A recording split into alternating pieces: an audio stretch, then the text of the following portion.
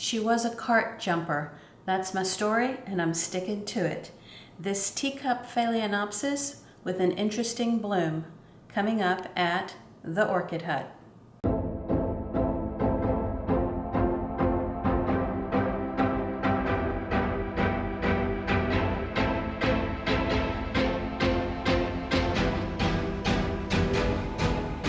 Welcome back to the Orchid Hut. My name is Dana, and thank you for joining me in this video about a Phalaenopsis that jumped into my grocery cart while I was shopping yesterday. Well, you know how they do that.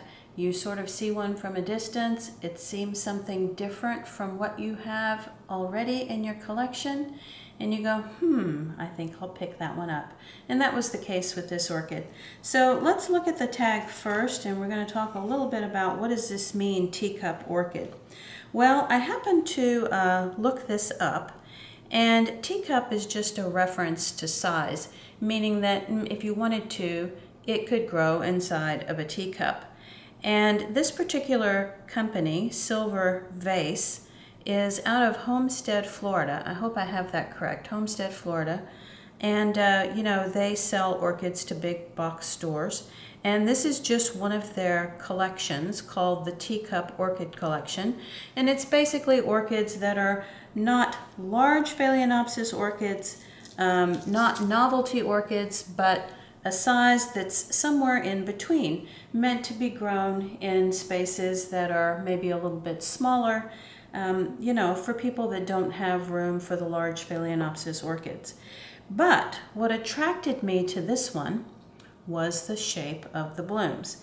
Now, on this particular spike, and it has a double spike, some of the blooms have already fallen, and that's okay. You know, the idea here is that you purchase an orchid and you know what it will bloom like in the future for you.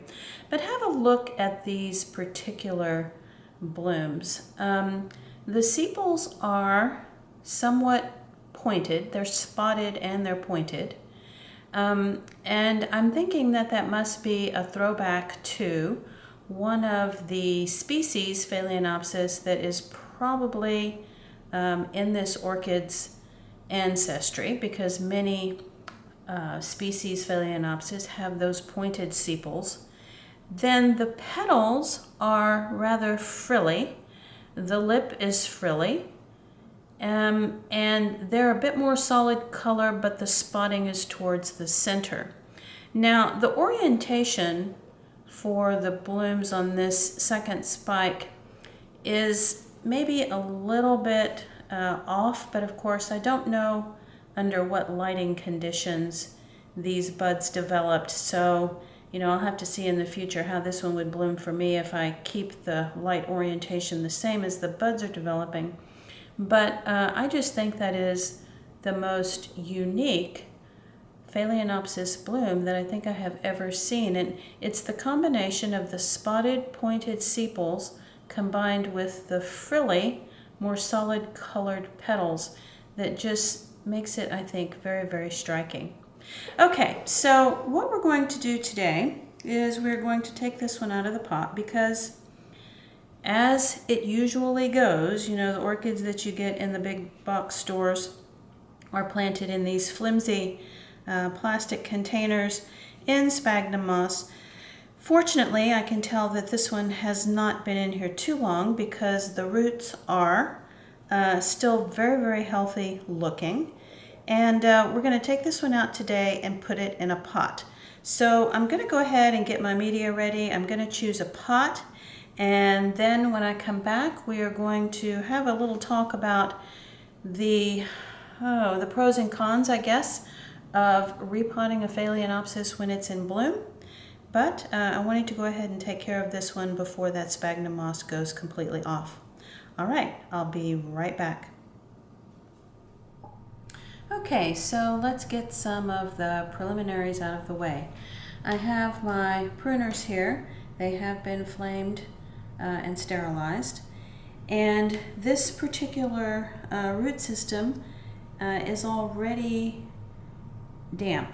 So The roots are nice and pliable because the sphagnum moss has been damp, and you can tell that's the case because the roots inside the pot are very, very green.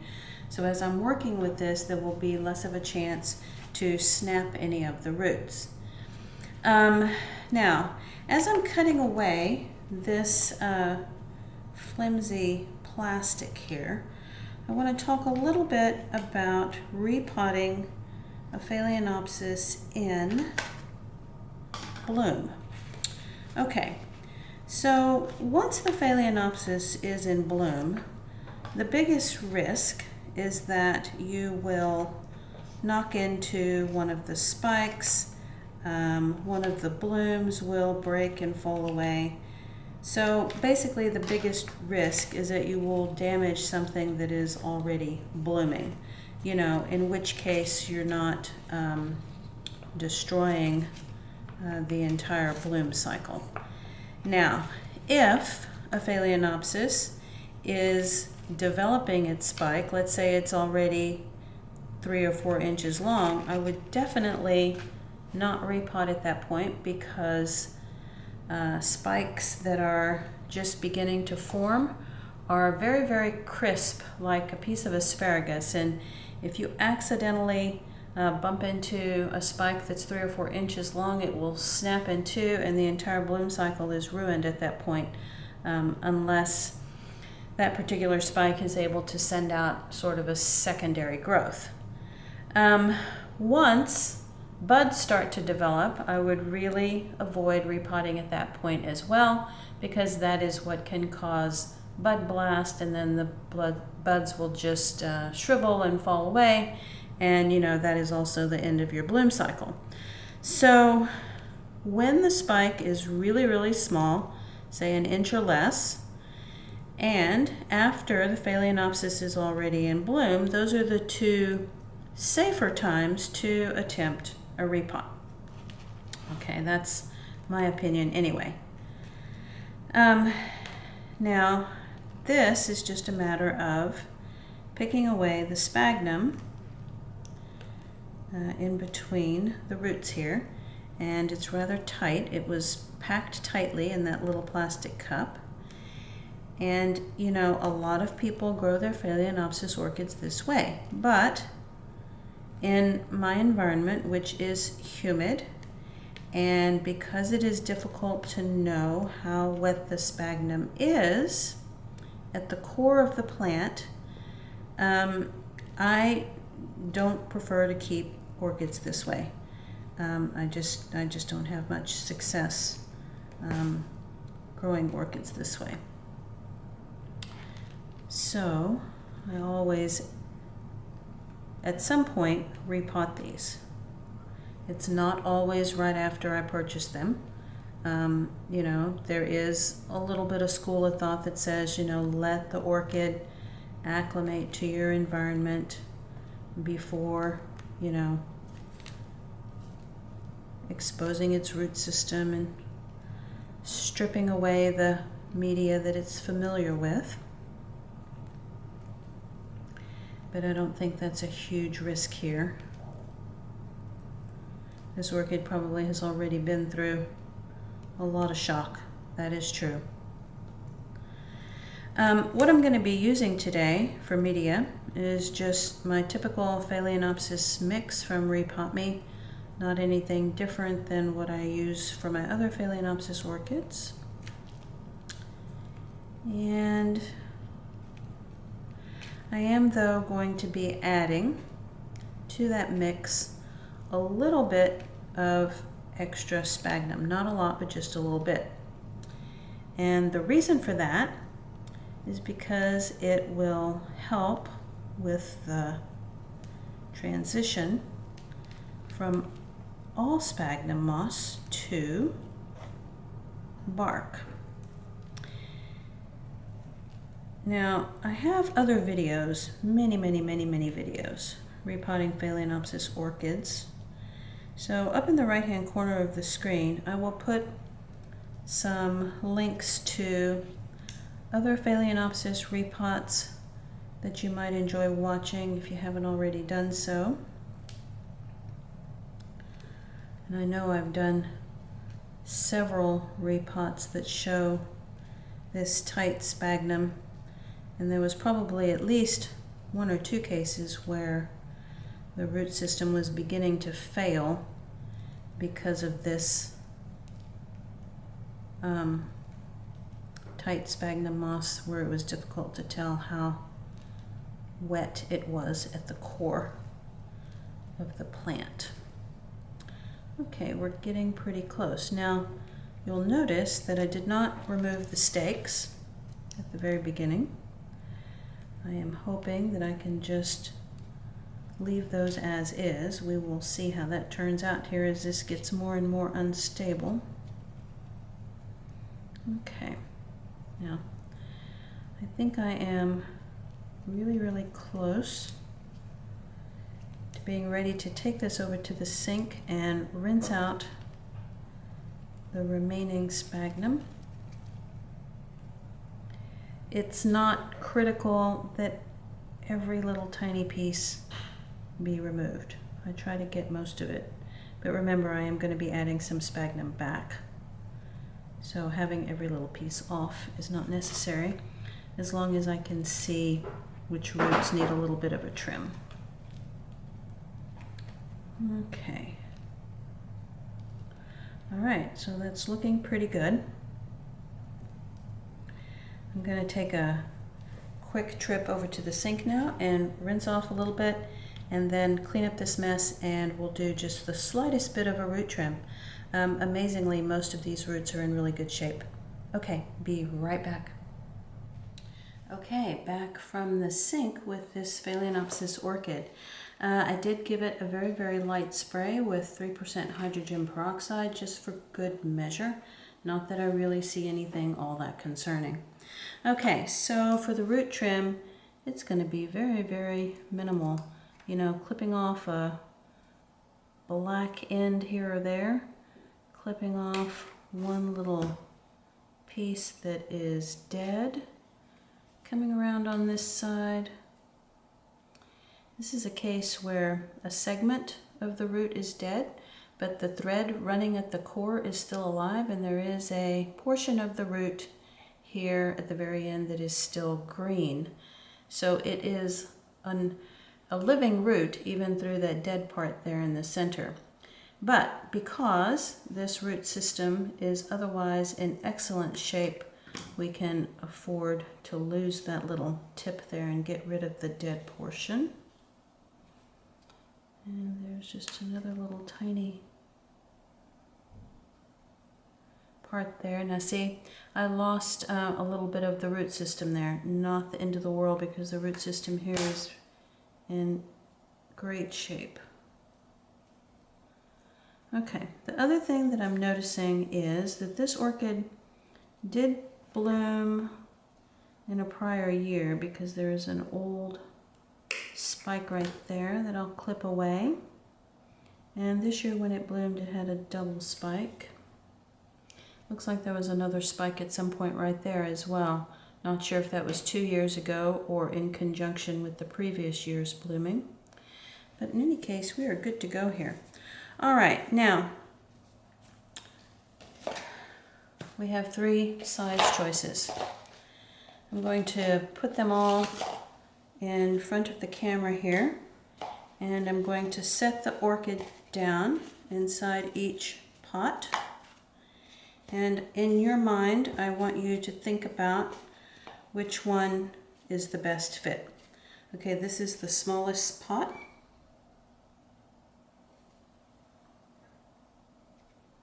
Would this be the correct pot to use? This is the medium-sized one. Would this be the correct pot to use? And this is the largest pot. Would this be the correct pot to use? Okay, now I'm going to put a link in the upper right-hand corner of the screen. I did an extremely detailed video about choosing the correct pot size for your Phalaenopsis repot. And if you're uncertain about how to choose the correct pot size, that is an excellent video to go watch. I'm going to be choosing the medium-sized pot here, and the reason is because It is not too small, and it is also not too large. You're trying to have a little bit of growing space without overwhelming the root system of the orchid. You know, the larger pot is too big. The root system is just sort of swimming around in there.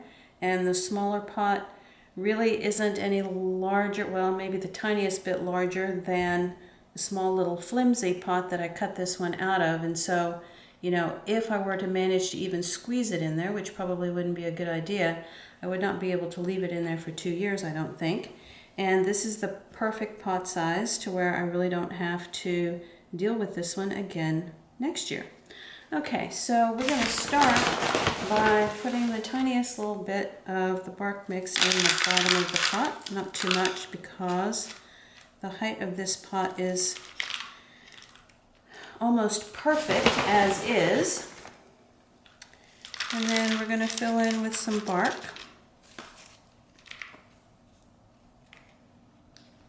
And I'm going to try to orient this so that the plant is more centered and straight instead of growing off at an angle, which I think was just due to the light source that it was grown under then, and then when the spikes got staked, the spikes were straight but the plant went crooked. So I'm going to try to fix that now, because overall I want the plant to be straight, even if that means the spikes are a little bit crooked right now.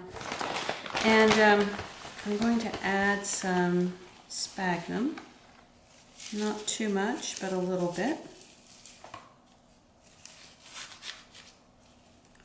just for extra moisture so that the orchid doesn't think it's completely in a different environment.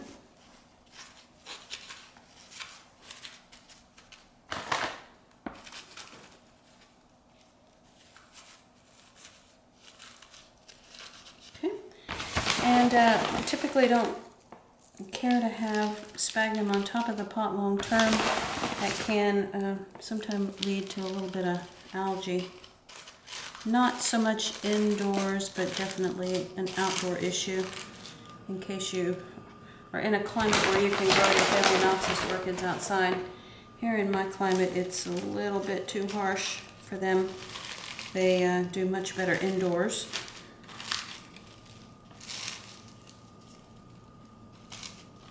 More.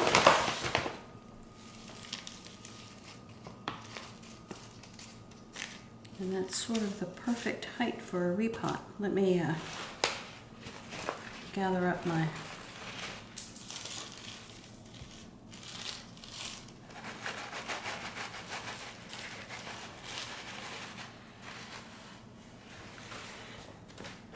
debris here and see if I can still get it at the top of the pot. Okay, pressing down, but not too hard, just sort of a gentle press. And trying to make sure the plant is more straight.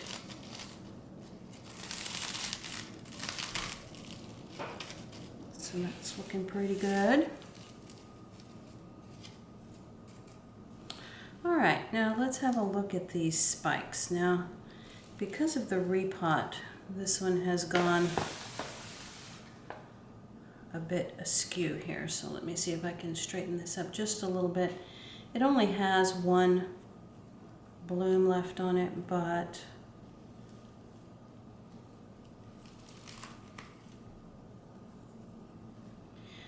when I put it in the bay window, it doesn't need to be sticking out and causing a problem.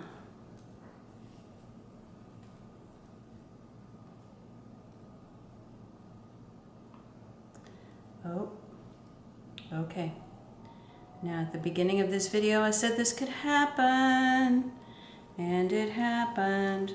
Look, not the end of the world, right? It was just one bloom. So because of that, I'm going to come down here now, and I'm going to cut this away. You can put some cinnamon on that cut if you choose to. Okay, now what I'm left with though is a nicely repotted unique Phalaenopsis, at least a unique bloom.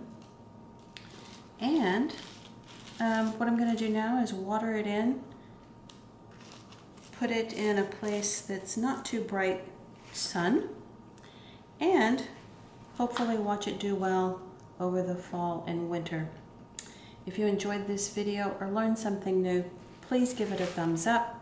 The subscribe button is coming up in the bottom right-hand corner of the screen, and don't forget the notifications bell to let you know when I've posted something new. Thank you all so much for watching, and talk to you next time.